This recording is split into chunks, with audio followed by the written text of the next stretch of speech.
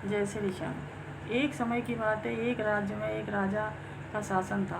उस राजा के दो बेटे थे, उपेंद्र सिंह और रघुवेंद्र सिंह। एक बार दोनों राजकुमार जंगल में शिकार करने गए। रास्ते में एक विशाल नदी थी।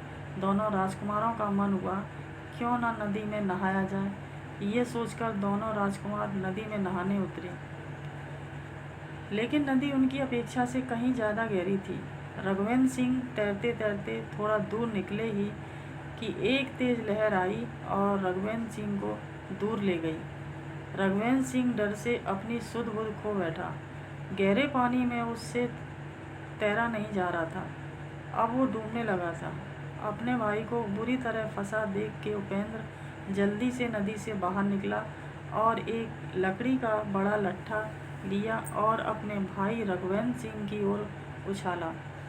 लेकिन दुर्भाग्यवश रघुवेंद्र सिंह इतना दूर था कि लकड़ी का लट्ठा उसके हाथ में नहीं आ पा रहा था। इतने में सैनिक वहां पहुंचे और राजकुमार को देखकर सब यही बोलने लगे, अब ये नहीं बच पाएगा, यहाँ से निकलना नामुमकिन है। यहाँ तक कि उपेंद्र सिंह को भी ये एहसास हो चुका था कि अब रघुवेंद्र सिंह नहीं बच सकता। तेज बहाव में बचना नामुमकिन है। यही सोचकर सबने हथियार डाल दिए और कोई बचाव को आगे नहीं आ रहा था।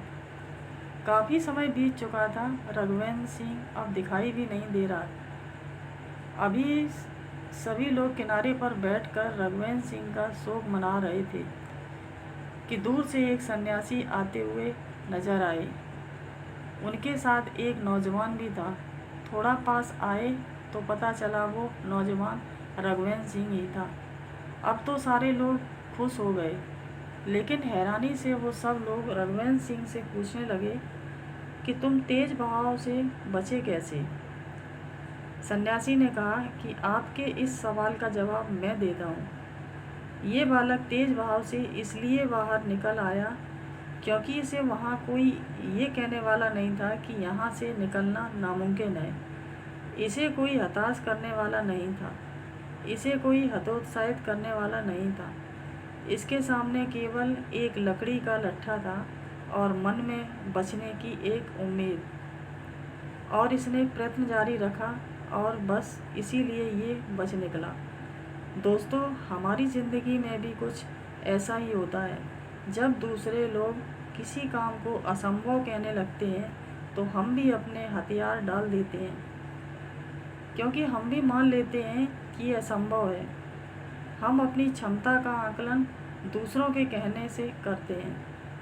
आपके अंदर अपार क्षमताएं हैं। किसी के कहने से खुद को कमज़ोर मत बनाइए।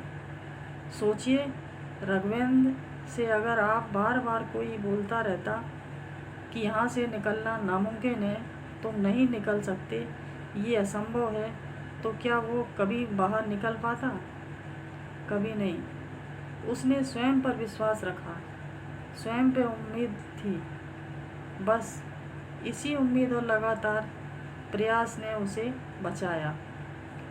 सदैव प्रसन्न रहिए। जो प्राप्त है वो पर्याप्त है। जय हिंद।